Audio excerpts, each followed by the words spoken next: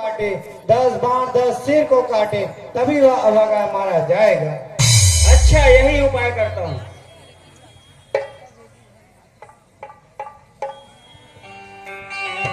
बोल श्री रामचंद्र की जय। की जय। रघुनायक सायक चल मानव काल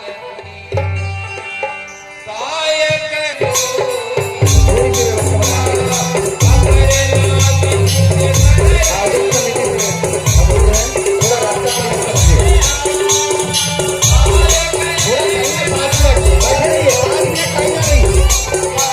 एक सवाल और है, बैठे रहिए।